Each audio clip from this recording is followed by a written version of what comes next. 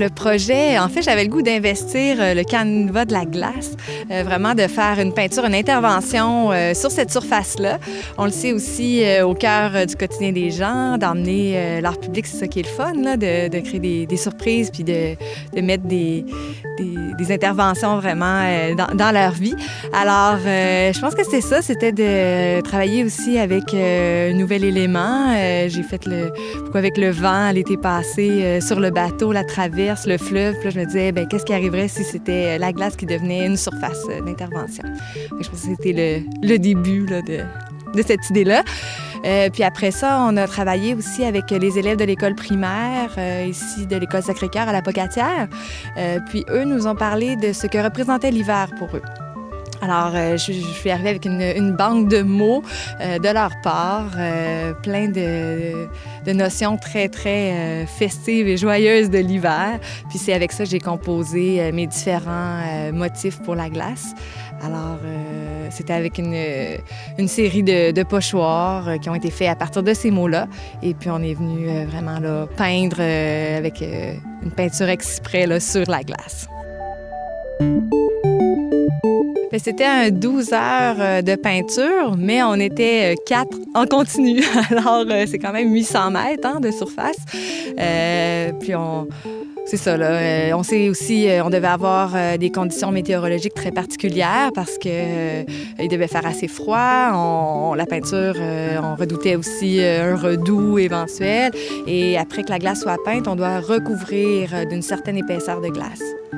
Et on sait que ça prend plusieurs couches très minces. Alors, c'est du temps, ça aussi. Souvent, les arrosages se font de nuit. Alors, c'était de prendre tout ça en considération là, dans la création de l'œuvre. Bien, c'est sûr que quand on fait des choses innovantes, nouvelles, il y a de l'exploration, de l'expérimentation. On sait qu'ils sont là présentement. Après ça, c'est tellement dépendant de la température. On peut se douter que la couleur attire peut-être le soleil différemment. Est-ce qu'ils vont avoir tendance à fondre avant le reste de la glace?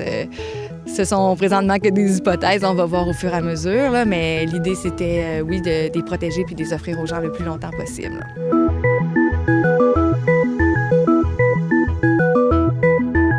Les artistes, on a toujours plein d'idées. Des fois, c'est plus complexe en réalité que dans notre tête. Alors, de pouvoir travailler comme ça en collaboration avec une ville, puis la ville et toute son équipe technique, c'est quelque chose qui était nécessaire à la réalisation d'un projet de cette envergure-là. Bien, je pense que c'est vraiment, comme on l'a dit aux gens, là, de chausser les patins, de l'expérimenter. C'est un parcours, un trajet qui doit se découvrir en mouvement aussi. Puis c'est dans cette vitesse-là du patinage qu'on voit les éléments, puis qu'au tournant de l'anneau, on découvre des nouvelles choses, puis des motifs qu'on n'avait pas vus. Ouais. Le souvenir du lieu réel, puis après ça, de ce qu'on se rappelle, de l'avoir vu autrement, les deux se mélangent, puis c'est plutôt quelque chose que j'aime bien. Ça sera vrai pour l'anneau de glace comme ça l'est pour la montagne. On passe devant, puis on se rappelle que déjà, il y a eu un chat et un poisson. Alors, c'est ce mélange de tout ça aussi, le paysage réel, un peu fictionnel. Fait que ça me sert même mon propos. Je dirais que ça soit éphémère, puis ça dure un temps donné.